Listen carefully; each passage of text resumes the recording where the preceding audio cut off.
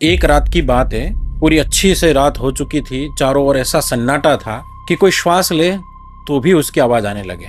गंगा नदी के लहरों का शोर हो रहा था और ये लहरें एक बड़े दुर्ग की दीवारों से टकरा रही थी। और ये कोई दुर्ग साधारण दुर्ग नहीं था, यह पाटलिपुत्र नगर था, उस समय का सबसे शक्तिशाली और संपन्न राज्य। इस नगर के बिल्कुल मध्य में एक बहुत ऊंचा और भव्य महल था। महल की दीवारें काले पत्थरों से बनी हुई थी, इतनी मजबूत कि कोई शत्रु तोड़ के अंदर न जा सके। राजकोष में इतना सोना चांदी जिसकी कोई गिनती नहीं है। दुर्ग के बाहर हजारों सैनिक पहरा दे रहे हैं। सैनिकों के हाथों में खुखली तलवारें चमक रही हैं। सुरक्षा इतनी कड़ी कि वहां कोई पक्षी भी पर नहीं मार सकता था। इतनी कड़ी सुरक्षा, इतना भारी पहरा, फिर भी इस सुरक्षित महल के अंदर एक व्यक्ति जाग रहा है। उसकी आंखों की नींद पूरी तरीके से उड़ी हुई है। उसके माथे पर पसीने की बूंदें चमक रही है। वो अपने कक्ष में व्याकुलता से कभी इधर कभी उधर टहल रहा है।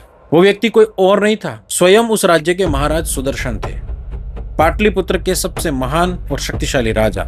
उनका राज्य बड़ी दूर दूर तक फैला हुआ था। उनकी केवल एक पुकार पर हजारों तलवारें बाहर आ जाती थी। पर आज रात वो राजा अंदर से पूरी तरीके से टूट चुका था। वो डरा हुआ था। उन्हें बाहर से किसी शत्रु का भय नहीं था, उन्हें किसी दूसरे राजा के आक्रमण का भी भय नहीं था, बल्कि उन्हें अपने ही खून से भय लग रहा था। अपने ही पुत्रों से घबराहट हो रही थी। राजा अपने कक्ष की खिड़की से बाहर की ओर निहारता है। सामने उनका राजकोष और उनके सैनिक थे। उन्होंने अपने राजकोष की तरफ देखा और एक गहरी सोच में डूब गया। और राजा सोचने लगते हैं कि मनुष्य हमेशा धन के पीछे भागता है, सोना चांदी चाहता है और बहुत सारी भूमि और संपदा चाहता है। मुझे भी लगता था कि मेरा यह ऐश्वर्य मेरी वास्तविक शक्ति है, पर आज मुझे समझ आ रहा है कि इन सभी वस्तुओं का एक दिन अंत होना निश्चित है। ये सब समाप्त होने वाली वस्तुएं हैं। इस राजकोष को कोई भी शक्तिशाली चोर चुरा सकता है, कोई दूसरा राजा इसे शक्ति के बल पर छीन सकता है। समय बीतने के साथ सोने की चमक भी फीकी पड़ जाती है, लोहे में जंग लग जाता है, बड़े बड़े भवनों की दीवारें गिर जाती हैं। फिर वह कौन सी संपत्ति है जो कभी समाप्त नहीं होती है? राजा को याद आया कि प्राचीन समय के ज्ञानी पुरुषों ने एक अलग ही संपत्ति खोज रखी थी। एक ऐसी संपत्ति जिस पर समय का कोई प्रभाव ही नहीं होता, जिसे मृत्यु भी समाप्त नहीं कर सकती है। वह अनमोल और कभी न समाप्त होने वाली संपत्ति समझदारी, विद्या या ज्ञान कह सकते हैं। राजा ने स्वयं से कहा, यही तो संसार का सबसे अद्भुत चमत्कार है। संसार की हर वस्तु बांटने से कम हो जाती है। धन बांटो तो कम हो जाएगा, पर ज्ञान अकेला ऐसा कोष है जो बांटने से कभी भी घटता नहीं है, बल्कि ये जितना अधिक बांटा जाए उतना ही बढ़ता जाता है। इसे कोई लुटेरा लूट नहीं सकता, कोई राजसत्ता इसे छीन नहीं सकती, भाई बहन इसका विभाजन नहीं कर सकते। सच्चा ज्ञान किसी भी मनुष्य का पूरा जीवन बदल सकता है। राजा सुदर्शन ने दूर एक पर्वत पर देखा और उन्होंने सोचा, उस पर्वत की चोटी से झलकी छोटी सी धारा निकलती है। वो कितनी साधारण और कितनी कमजोर दिखती है, पर वो रुकती नहीं है। वो लगातार बहती रहती है और अपने मार्ग के बड़े बड़े पत्थरों को चीर करके आगे बढ़ती है और अंत में वो विशाल समुद्र के अंदर जा करके मिल जाती है। राजा की आंखों में आंसू आ गए। उन्होंने सोचा, ज्ञान की शक्ति भी बिल्कुल उस जल की धार जैसी है। ज्ञान एक बहुत निर्धन और साधारण मनुष्य को भी सबसे ऊंचा पहुंचा सकता है। पर मेरे पुत्रों के पास तो सब कुछ है, पर फिर भी वे भिखारी हैं, क्योंकि उनके पास ज्ञान नहीं है, विद्या नहीं है। ज्ञान सबसे पहले मनुष्य को विनम्र बनाता है। जिनके पास सच्चा ज्ञान है, सच्ची विद्या है, वह कभी अहंकार नहीं करता। उस विनम्रता से मनुष्य के अंदर असली योग्यता आती है, और जब किसी में योग्यता आती है तो धन और सफलता अपने आप उसके पीछे भागते हैं। उस कमाए हुए धन से मनुष्य सही और उत्तम कार्य करता है, और जब जीवन में सही कार्य होते हैं तब जाकर असली आनंद मिलता है। राजा सुदर्शन खिड़की से हटकर वापस अपने कक्ष में आते हैं। उन्होंने दीवार पर टंगी अपनी तलवार को देखा। उस तलवार ने कितने युद्ध जीते थे। राजा ने मन ही मन सोचा कि संसार में शक्ति के केवल दो ही माध्यम है। पहला माध्यम है शस्त्रों की शक्ति और दूसरा माध्यम है ज्ञान और बुद्धि की शक्ति। युवावस्था के दिनों में शस्त्रों और शरीर की शक्ति बहुत अच्छी लगती है। मुझे भी अपने शरीर और अपनी शक्ति पर बहुत अहंकार था। मनुष्य को लगता है कि वह अपनी शक्ति से पूरे संसार को झुका सकता है, पर यह शरीर की शक्ति केवल एक धोखा है। जैसे जैसे बुढ़ापा शरीर पर अधिकार करता है, हाथों की शक्ति हमेशा के लिए साथ छोड़ देती है। आंखों की दृष्टि कमजोर हो जाती है, तब वही शस्त्र उठाने वाला मनुष्य उपहास का विषय बन जाता है। लेकिन बुद्धि और ज्ञान की शक्ति इसके बिल्कुल विपरीत दिशा में चलती है। ज्ञान की शक्ति समय बीतने के साथ और अधिक गहरी होती चली जाती है। मनुष्य जितना अधिक वृद्ध होता है उसका अनुभव भी उतना अधिक मूल्यवान हो जाता है। राजा सुदर्शन ये सब सोच ही रहे थे कि तभी उन्हें अपने पुत्रों की याद आई। उनके 3 पुत्र उस समय महल के दूसरे हिस्से में मदिरा के मद में चूर थे, शराबी हो गए थे। उन्हें राजकार्य की, जनता की, किसी की कोई चिंता नहीं थी। राजा का हृदय पीड़ा से भर गया।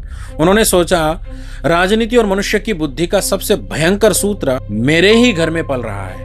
संसार में कुछ वस्तुएं ऐसी होती है जो अगर अकेली हो तो कम हानि करती है, पर अगर वे एक साथ किसी एक स्थान पर मिल जाए तो भयंकर विनाश लाती है। मनुष्य के जीवन में भी 4 ऐसी अत्यंत संकटपूर्ण बातें होती हैं, और वो है, पहला यौवन का जोश, यानी बिना नियंत्रण की शक्ति। दूसरा अपार धन, बिना कोई श्रम किए पूर्वजों से मिली हुई अथाह संपत्ति। और तीसरा है अधिकार, पूरी सत्ता और बिना किसी रोक टोक के मिले हुए सारे अधिकार। और चौथा है मूर्खता, यानी पूरी तरह से नासमझी, सही और गलत के बीच भेद करने की समझ का पूरी तरीके से मर जाना। राजा ने स्वयं कहा, मेरे पुत्रों के पास ये चारों भयंकर वस्तुएं एक साथ उपस्थित है। वे एकदम युवा हैं, उनके पास राजकोष की चाबियां हैं, वे राजकुमार हैं, इसलिए उन पर रक्षकों या विधान का कोई नियंत्रण नहीं है। वे स्वयं को ईश्वर के समान मानते हैं, और सबसे डरावनी बात यह है कि वे ज्ञान, विद्या और समझदारी से बहुत दूर है। उन्होंने कभी कोई पुस्तक खोलकर नहीं देखी। उनका पूरा जीवन केवल बुरी आदतों में, द्यूत और व्यसनों के दलदल में डूब चुका है। वे एक ऐसी गाड़ी चला रहे हैं जिसमें ब्रेक फेल हो चुके हैं, और गाड़ी सीधे एक बहुत गहरी खाई की तरफ तेजी से भाग रही है। उस शांत और ठंडी रात में राजा का मन एक भयंकर युद्ध के मैदान में बदल चुका था। एक पिता अपने संतानों से बहुत प्रेम करता है, यह संसार का नियम है, पर जब वही संतान पूरे कुल के विनाश का कारण बन जाए, जब वे स्वयं के ही घर में आग लगाने लगे, तो उस पिता के हृदय में कैसी भयंकर आग लगती है। राजा सुदर्शन भूमि पर घुटनों के बल बैठ गए। उन्होंने सोचा, ऐसे पुत्र के पैदा होने का लाभ ही क्या है, जो न तो पढ़ा लिखा और न ही सही मार्ग पर चले। इस संसार में जन्म लेना ही पूरी तरीके से व्यर्थ है। राजा के मन में एक बहुत ही पीड़ादायक विचार आया। उन्होंने अपने पुत्रों की तुलना एक अंधी और खराब आंख से की। अगर किसी मनुष्य की आंख खराब हो जाए तो क्या वह फूटी हुई आंख कुछ भी दिखा पाती है? बिल्कुल नहीं। वह आंख केवल मुख पर एक भद्दा बोझ बनकर रह जाती है। वह जीवन भर केवल भयानक पीड़ा देती है। मूर्ख और नासमझ पुत्र भी बिल्कुल उसी फूटी हुई आंख जैसे होते हैं। वे अपने परिवार का कोई नाम रोशन नहीं करते, वे समाज में कोई उत्तम कार्य नहीं करते, वे केवल अपने माता पिता को जीवन भर घुट घुट कर मारते हैं। माता पिता को उनके कारण कदम कदम पर भारी अपमान सहना पड़ता है। राजा सुदर्शन के अंदर का पिता अब मर चुका था, और एक कठोर न्यायाधीश जाग उठा था। उन्होंने ऐसा सोचा जो किसी भी पिता के लिए सोचना लगभग असंभव है। उन्होंने सोचा, इससे तो कहीं अधिक उत्तम है कि ये पुत्र पैदा ही नहीं होते, या फिर जन्म लेते ही मृत्यु को प्राप्त हो जाते। राजा के विचार से 3 स्थितियां होती है। पहली, संतान का ना पैदा होना। दूसरी, पैदा होकर तुरंत मर जाए। तीसरी, मूर्ख बनकर लंबे समय तक जीवित रहना। और इन तीनों डरावनी स्थितियों में से राजा को पहली 2 स्थितियां बहुत बेहतर लग रही थी, क्योंकि जो जन्म नहीं लेता या जो जन्म लेकर तुरंत मर जाता है, वह परिवार को केवल एक बार दुख देता है। समय बीतने के साथ उसका दुख धीरे धीरे मिट जाता है। लेकिन जो पुत्र मूर्ख है, जिसके कर्म खराब है, वह जब तक जीवित रहता है वह हर पल हर दिन नया दुख देता है। सुंदरता, यौवन और बहुत सारा धन होने पर भी अगर पुत्र नासमझ है तो वह उस भयंकर रोग की तरह है जो धीरे धीरे पूरे राज्य को नष्ट कर देगा। इस लगातार बदलती हुई दुनिया में कुछ भी स्थायी नहीं है। हर दिन लाखों जीव जन्म लेते हैं और मर जाते हैं, तो फिर असली जन्म किसका माना जाए? जन्म उसी का सफल है जिसके होने से उसके परिवार का नाम रोशन हो, जिसके उत्तम कर्मों से उसके देश का सम्मान बढ़े। राजा ने सोचा, जरा कल्पना कीजिए, जब समाज के सबसे अच्छे, समझदार और सफल लोगों की गिनती शुरू हो रही हो, किसी के हाथ में लेखनी हो और महान लोगों के नाम लिख रहा हो, अगर उस सूची में आपके पुत्र का नाम नहीं आता तो ऐसी माता को भाग्यशाली कहना एक बहुत बड़ा धोखा होगा। समझदारी कहती है कि ऐसी माता को बांझ कहना ही सबसे उचित है। जिस मनुष्य का मन कभी दूसरों की भलाई में नहीं लगता, जो कभी परिश्रम और वीरता के मार्ग पर नहीं चलता, उसका होना समाज के लिए केवल एक व्यर्थ का बोझ है। रात अब अपने अंतिम प्रहर में थी। राजा सुदर्शन अपने घुटनों से उठे और धीरे धीरे महल के बड़े छज्जे के पास गए। उन्होंने बाहर आकाश की तरफ देखा। पूरा आकाश अनगिनत तारों से भरा हुआ था। लाखों करोड़ों तारे अपनी पूरी शक्ति से चमक रहे थे, पर फिर भी उस रात का भयंकर अंधकार मिट नहीं रहा था। हर तरफ केवल एक डरावना दम घोंटू अंधकार था। इतने सारे तारे मिलकर भी धरती को प्रकाश नहीं दे पा रहे थे। तभी दूर आकाश में एक अकेला चंद्रमा बाहर निकला। वह पूर्णिमा का पूरा चंद्रमा था। उसकी तेज, ठंडी और स्वच्छ किरणों ने एक पल में पूरे आकाश के अंधकार को चीर दिया। जो कार्य लाखों तारे मिलकर भी नहीं कर पाए थे, वह कार्य उस अकेले चंद्रमा ने बिना किसी शोर के कर दिखाया। पूरी धरती प्रकाश से नहा उठी। उस अद्भुत दृश्य ने राजा के थके हुए मन में बिजली सी दौड़ा दी। उनकी गहरी निराशा के बीच एक बहुत बड़ी आशा की किरण जागी। उन्हें प्रकृति का सबसे बड़ा संदेश मिल गया था। उन्होंने समझ लिया कि सैकड़ों मूर्ख और नासमझ पुत्रों के होने से कोई लाभ नहीं। मूर्खों की भीड़ से कुल का अंधकार कभी नहीं मिट सकता है। परिवार को बचाने के लिए एक अकेला समझदार और योग्य पुत्र ही पर्याप्त है। जैसे अकेला चंद्रमा सारे आकाश को प्रकाशित कर देता है। राजा का वह भय और रुदन अब एक दृढ़ निश्चय में बदल चुका था।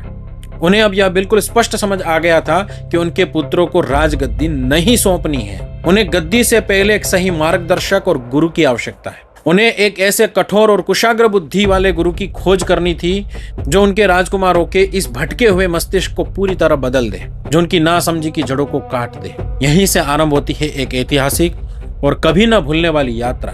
एक ऐसा अनोखा प्रयोग जिसने पूरे विश्व को राजनीति और समझदारी की सबसे बड़ी पुस्तक दी। कौन था वह व्यक्ति जो इन बिगड़े हुए राजकुमारों को सुधारने का उत्तरदायित्व लेगा? वह कौन सा मार्ग था जिससे नासमझ राजकुमार संसार के सबसे बड़े कूटनीतिज्ञ बन जाएंगे? आखिर कैसे पशुओं की कथाओं ने मनुष्य का पूरा मस्तिष्क ही बदल कर रख दिया? इस महान ऐतिहासिक रहस्य से पर्दा उठेगा हमारे अगले वाले भाग में। तब तक अपने भीतर झांक कर देखिए, क्या आपके भीतर वह ज्ञान का चंद्रमा जाग चुका है जो जीवन के हर अंधकार को हमेशा के लिए मिटा सके? विचार कीजिएगा।